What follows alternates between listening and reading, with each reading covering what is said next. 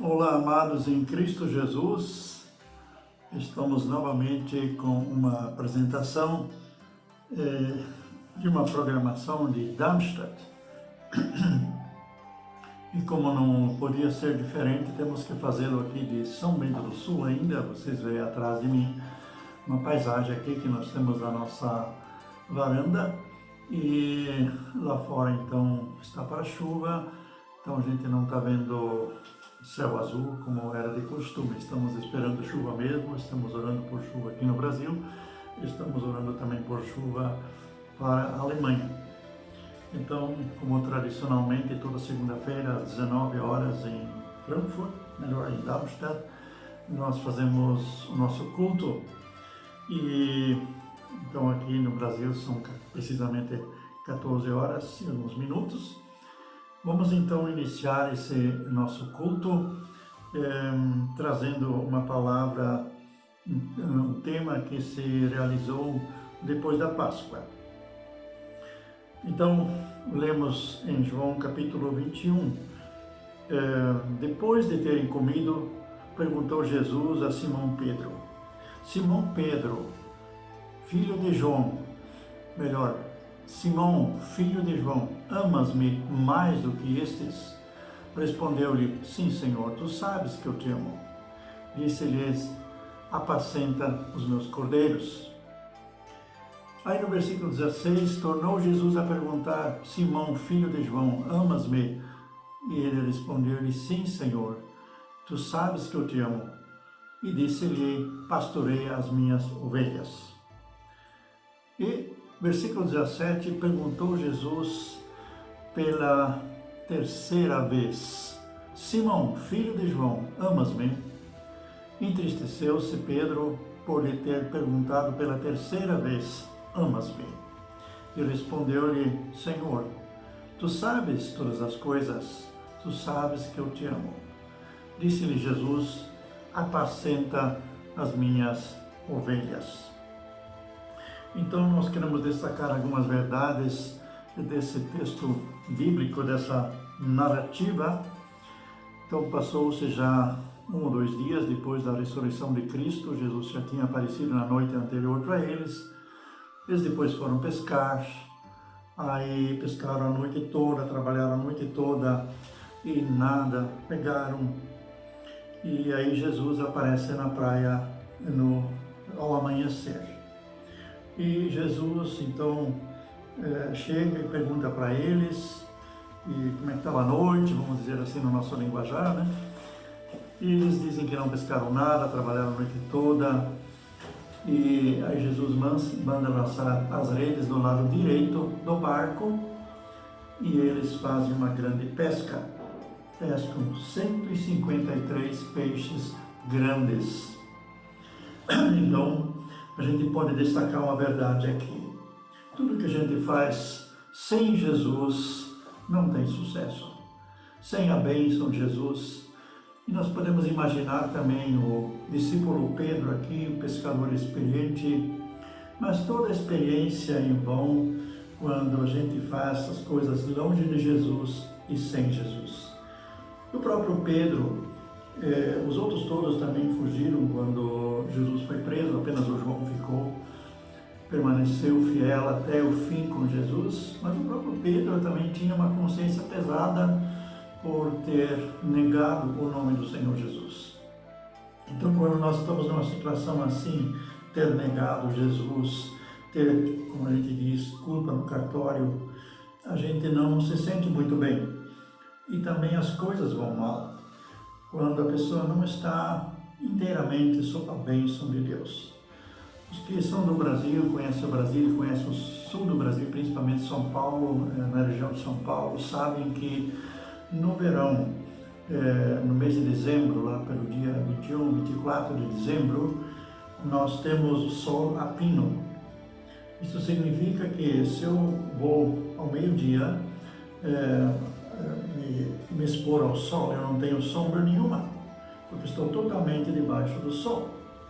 Bem diferente nós lá na Alemanha, quando é inverno, aí a gente vai numa estação de trem, parada de ônibus, a tua sombra tem uns 15, 20 metros. E há muitos cristãos assim que andam com essa sombra, com essa vida não ordenada, longe da presença de Jesus. Quando a gente está totalmente na presença de Jesus, isso não significa que nós somos perfeitos, mas que nós estamos de bem, somos perdoados, somos justificados, nós não temos essas sombras ao nosso redor.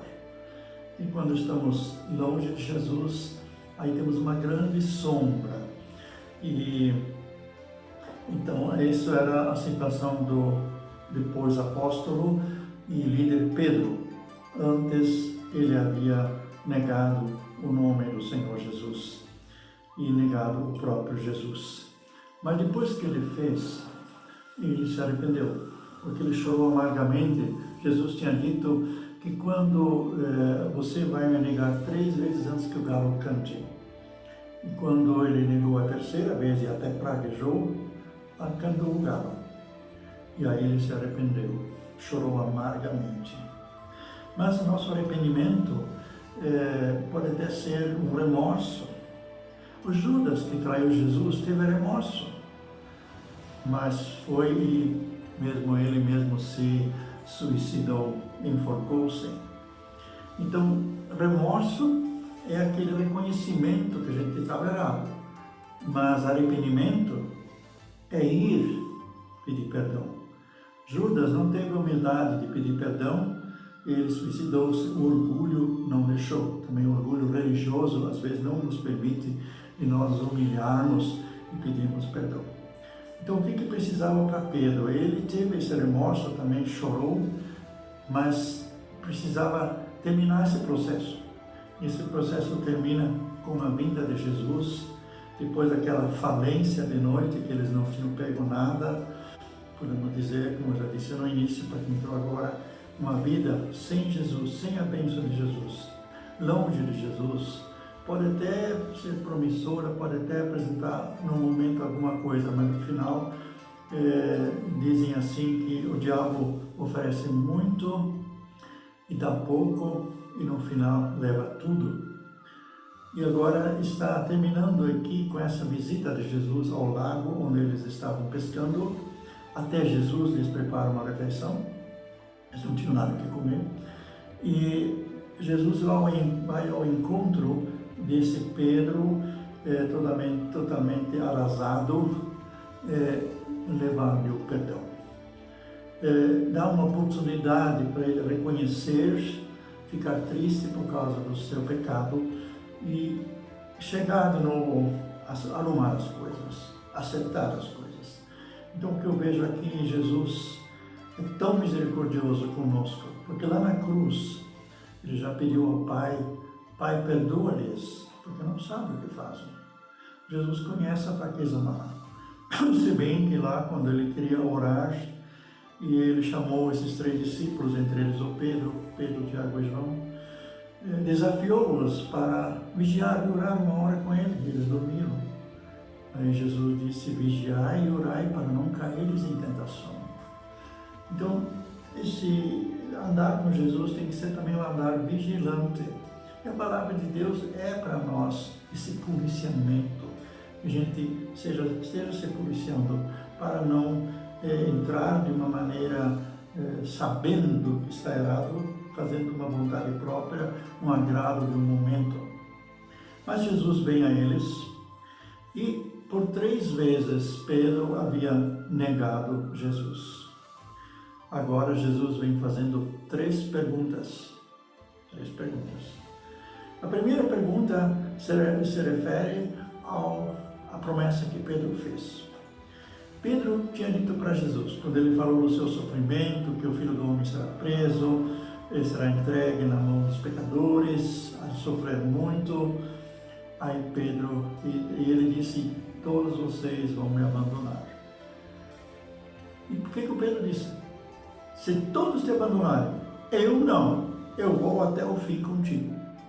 E Jesus disse, antes que o galo cante 3 vezes, antes que o galo cante, você me negou 3 vezes. E agora, com toda essa bagagem, está Jesus diante do Pedro, e justamente 3 vezes Pedro havia negado Jesus, e agora com 3 perguntas, o próprio Jesus leva o Pedro a um profundo arrependimento.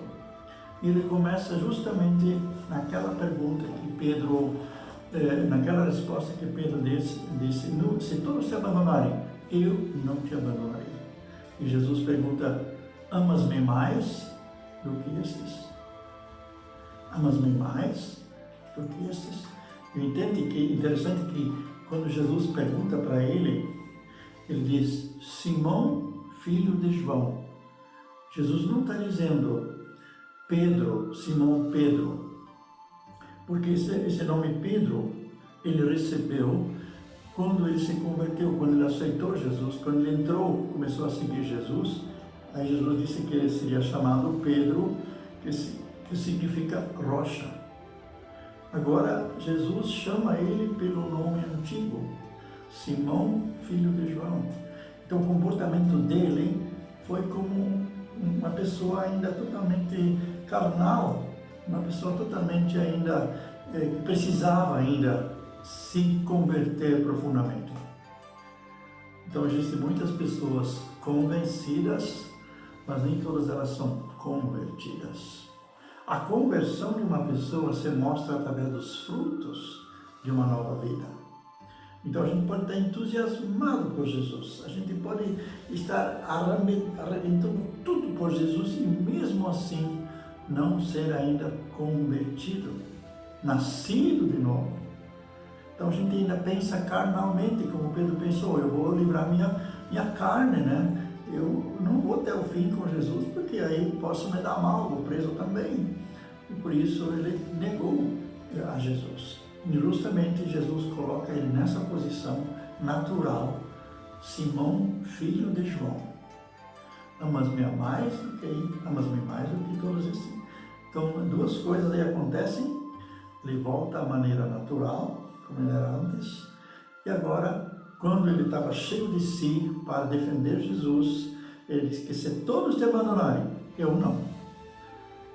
E aí já vem essa primeira pergunta constrangedora, mas como Pedro tinha conhecido Jesus durante esses 3 anos, ele disse, tu sabes que eu te amo. Então, ele não diz eu te amo mais do que todos os outros, mas ele diz que tem uma pequena chama de amor eu ainda tenho por ti. E o interessante é que Jesus não diz, então Simão Pedro, eu vou voltar a dar-te o nome, Simão João, filho de João, eu vou te dar o nome Pedro novamente, só que vai haver 6 meses, você vai ficar no banco, vai haver muito tempo de primeiro provar que tu realmente é convertido, depois a gente conversa o que se vai fazer. Não, Jesus diz, apacenta os meus cordeirinhos. Eu acho algo interessante aqui. Pedro, nessa derrota de si mesmo, nessa quebra da sua prepotência, do seu orgulho espiritual, ele está pronto agora para cuidar dos cordeirinhos. Quem são os cordeirinhos? Na vida real são as ovelhas mais fracas, as pequenas. Então, aquelas que ainda não sabem o caminho, aquelas que têm que ser conduzidas de maneira bem especial, aquelas que precisam ter atenção, mais atenção, e que a gente não pode sobrecarregar. Então, esse coração de Pedro agora foi quebrantado para que ele possa andar pequenos passos com os fracos, possa também entender o irmão fraco que pecou, o irmão fraco que caiu. Então, são esses cordeirinhos que precisam cuidado espiritual. Com esse Pedro prepotente, antes, não tinha condições, ele seria um fariseu, ele sempre estaria dizendo, tem que ser como eu, siga-me. E daí, se alguém fracassar, ele ia condenar. Como é que pode? Você já anda com Jesus? Como é que pode envergonhar a igreja do Senhor Jesus? Você já foi batizado, você já está no meio do banho, e agora você está envergonhando a comunidade de Jesus. Jesus disse para ele, cuida desses fraquinhos. Você que agora sentiu na carne que a gente não é tudo, não pode tudo, que a gente tem limites. Você que sentiu na carne o que é estar arrasado, você vai melhor entender esses pequeninos. Então, Jesus confia nele, apesar de ele ter feito isso. Nós hoje não confiamos tão facilmente, né? Deixamos uma pessoa primeiro provar a sua conversão, a sua santificação.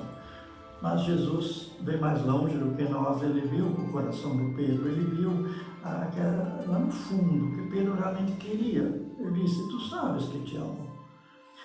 Vamos ver a segunda pergunta. Aí Jesus perguntou de novo, Simão, filho de João, ou filho de Jonas, amas-me? E Pedro responde, sim, Senhor, tu sabes que te amo. E aí Jesus responde, pastoreia as minhas ovelhas. Agora a situação já se torna diferente. Dá rumo àquele rebanho que é meu. Ajude a achar rumo àquelas pessoas que já andam comigo, dá rumo a eles, ensina eles, doutrina elas para que se firmem em mim. Isso é o pastoreio. Pastorear, firmar as pessoas no caminho.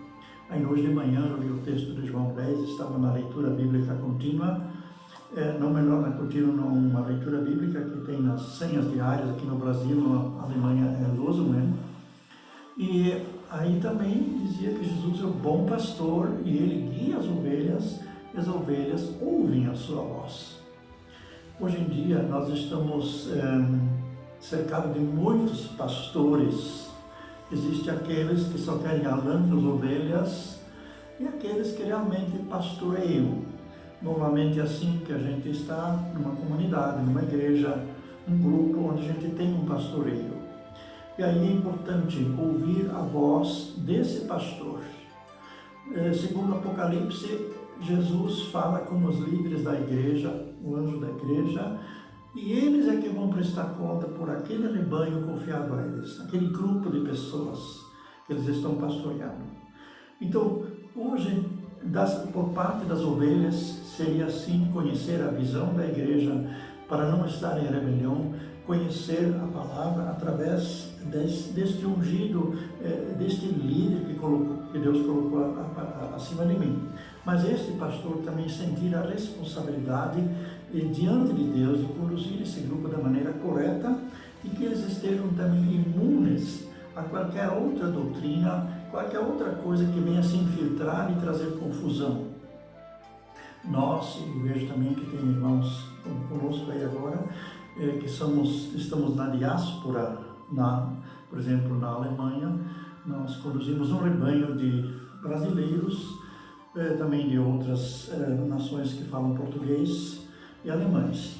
Então, o brasileiro, ao qual nós também fazemos parte, somos gente estranha lá. Então, nós temos tido a experiência que quando acolhemos pessoas que vindas do Brasil, eles tinham já uma tradição religiosa, já tinham o seu pastoreio aqui, alguns até estão presos ao seu pastor aqui ainda são fiéis ao seu pastor. Isso quando soma com a visão que nós temos lá para agora reunir tantas visões diferentes ou tantas experiências diferentes, isso ajuda muito quando eles se submetem a um só pastoreio e esse da igreja pátria possa estar contribuindo. Mas o problema é quando vem outras doutrinas, querendo impor outras doutrinas. Então fica difícil o pastoreio. Temos que saber qual é a voz que devemos ouvir. Ainda temos a internet, né, que nos traz tanta coisa, tanta doutrina, muitas boas, muitas que edificam, muitas que encorajam e outras que destroem aquele fundamento que aquele líder está tentando colocar. Mas a responsabilidade que Jesus deu ao Simão, filho de João, era justamente essa de dar rumo às ovelhas, rumo a este rebanho para que ele caminhe seguro. E aí vem a terceira pergunta: amas-me? E aí, quando Jesus fala pela terceira vez, entristeceu-se Pedro por lhe ter perguntado pela terceira vez: amas-me? E respondeu-lhe: Senhor, tu sabes todas as coisas. Antes ainda ele afirmava, né, que amava Jesus e que tinha essa intenção. Mas aqui, de repente, agora, pela terceira vez, ele chega a desconfiar de si mesmo e aí ele pensa assim: somente tu sabes a verdade. Tu sabes como eu me sinto agora e tu sabes também que está me atormentando. Tu sabes, Senhor, que estou arrependido. Tu sabes, Senhor, que gostaria de não ter feito isso.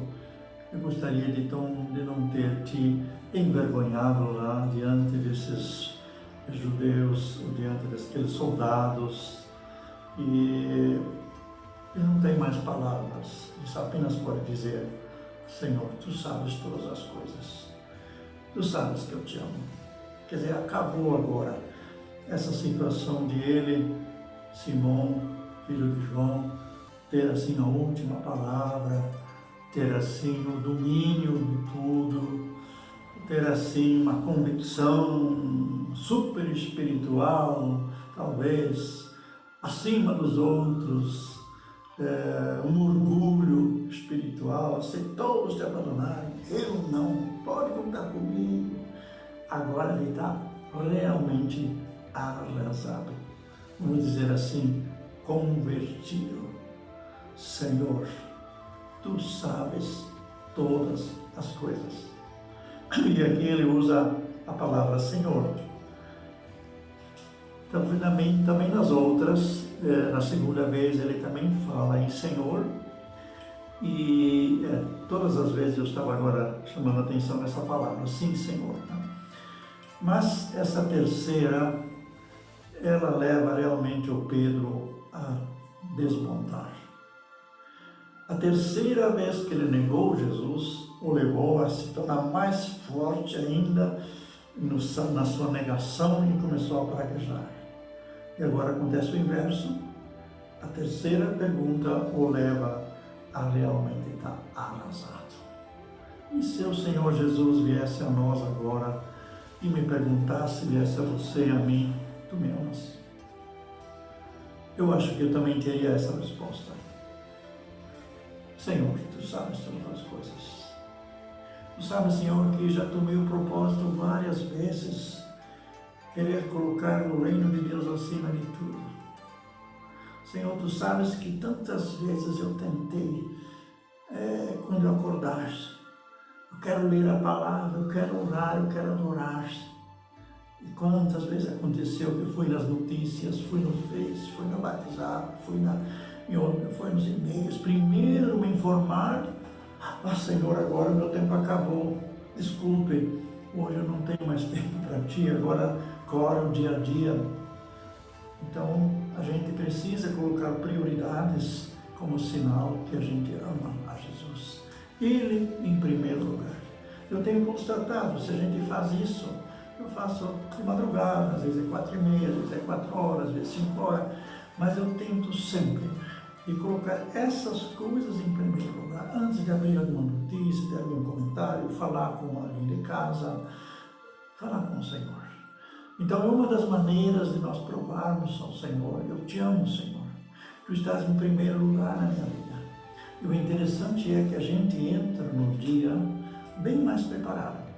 A gente consegue discernir as coisas, as prioridades. Tem muita coisa para resolver, mas a gente consegue resolver hoje isso, amanhã aquilo, e a gente então não se preocupa ainda com o dia de amanhã, porque a gente sabe de tudo que vem. E nós estamos passando uma situação assim, com mais de 3 meses aqui no Brasil sem poder voltar para a Alemanha, e o que está lá na escrivaninha para acertar tudo. Então a gente fica louco, fica nervoso, tem data para terminar. Por causa desse coronavírus e por causa da empresa aérea não ter tido voo, graças a Deus vamos voar no dia 4. Mas, então a gente tem coisas que nos preocupam, e a Bíblia diz 2 coisas, uma coisa que estou aprendendo: humilhai-vos sob a poderosa mão de Deus. Então diga sim para a situação que você não conseguiu resolver, e Ele, em tempo oportuno, vos exaltará. E aí Pedro continua dizendo, o próprio Pedro aí, né? Podemos dizer em 1 Pedro 5, lançai sobre ele toda a vossa ansiedade, porque ele tem cuidado de vós. Então, em contrapartida, quando eu assumo que eu amo a Jesus, ele conhece todas as coisas, o Espírito Santo vem me dirigindo para que eu possa achar as prioridades e não ficar incomodado, não deixando gastar forças, energia, emoções naquilo que vai acontecer amanhã. Eu posso viver de uma maneira clara, de uma maneira construtiva o dia de hoje. Por outro lado, se eu amo a Jesus, eu não entro no meio desse novo dia com a carga de ontem. Então eu fui feito para a carga de hoje, não para você carregar a carga de ontem e já de amanhã. Então cada dia nós podemos resolver, essa é a contrapartida de Jesus, resolver a situação cada dia. Jesus nos abençoa, Jesus nos perdoa, Jesus dá força, e assim já podemos de noite. Eu tenho orado com uma pessoa, às vezes, no dia anterior, e então essa pessoa, antes de terminar esse dia, ou quando dizia boa noite Jesus, essa pessoa já consagrava a Jesus o próximo dia. Quer dizer, ela já abençoava em nome de Jesus o próximo dia. E assim Jesus estava no final e Jesus estava no começo do outro dia. Então esse outro dia já vinha preparado por Deus, já vinha abençoado para a gente entrar nele. Então tem muitas maneiras de provarmos que nós amamos, mesmo nós não conseguindo.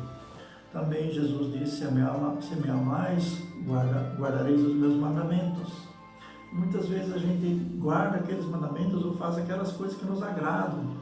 Mas aquelas que não nos agradam, a gente, mesmo sabendo, a gente não faz. Então nós pecamos por fazer coisas erradas, e nós, os crentes, pecamos muito por omissão. Por omissão. Não fazemos o certo. Onde poderíamos aproveitar uma situação para fazer algo que ninguém fez. Para fazer algo que nunca tivemos tempo a fazer, como essa época assim, que a gente não estava tão no público, né? Orar mais, jejuar, começar a interceder, fazer aquela lista de pessoas que tanto gostaríamos que fossem salvos, investir, não digo gastar, investir mais tempo nessas pessoas. Ou algum projeto que a gente já tinha em mente, já tinha um sonho, mas a gente nunca teve tempo. Então, de repente, até escrever um livro, escrever uma autobiografia, que já está aposentado, né, perto disso. Então, tem tanta coisa que pode nos ocupar e, com isso, glorificar o nome do Senhor Jesus. Ou estar à escuta, quem necessita de nossa ajuda, quem necessita de nós partirmos o pão com Ele, ou repartirmos aquilo que temos. Então isso também é uma maneira muito abençoada, você repartir com alguém que já não tem mais nada, e de repente essa pessoa é abençoada e o outro traz o dobro para a tua vida.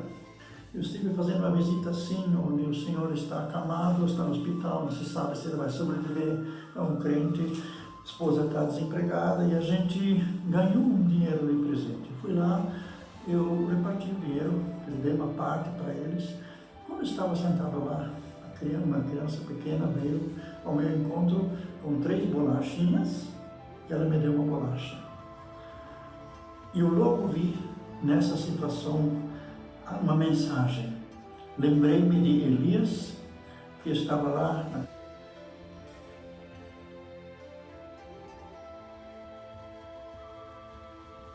casa da viúva, que já não tinha mais nada, apenas farinha para um bolinho, e para ela e seu filho, e Elias ainda pede que ela dê primeiro o bolinho, faça primeiro o bolo para ele. E quando essa mulher o fez, honrou o servo do Senhor, não acabou o azeite e não acabou a farinha, até que terminou a seca e até que veio a primeira colheita, um ano depois. Assim o Senhor nos abençoa quando nos deixamos desafiar e repartir o pouco que temos com alguém, como essa criança fez comigo. E também o pouco que nós damos, aí nós fizemos assim, aquele pouco que eu pude levar de dinheiro, nós nos damos as mãos, ainda era possível, por causa do coronavírus. Na verdade, não nos damos as mãos, levantamos as mãos e abençoamos aqueles cruzeiros, aqueles reais, né? Reais hoje. Como se fosse aqueles peixes e aqueles pães que o menino trouxe para Jesus. Então nós sentimos nisso, vai multiplicar, como não sei, mas vai multiplicar. E tem multiplicado. Isso foi que pude fazer uma segunda visita para dividir de novo. Então, gente, a gente pode realmente semear, e a Bíblia promete, quem semeia numa situação assim, amém? Semear para igrejas, tem igrejas fazendo obras atendendo pessoas em circunstâncias onde nós não alcançamos. Então, sempre o Espírito Santo vai nos dirigir. O dízimo, ele pertence à nossa igreja. Mas as ofertas, o Espírito Santo nos dirige para semearmos, repartirmos, e a Bíblia promete que ganharemos uma porção dobrada. Não por isso que nós fazemos por amor, por misericórdia, mas a recompensa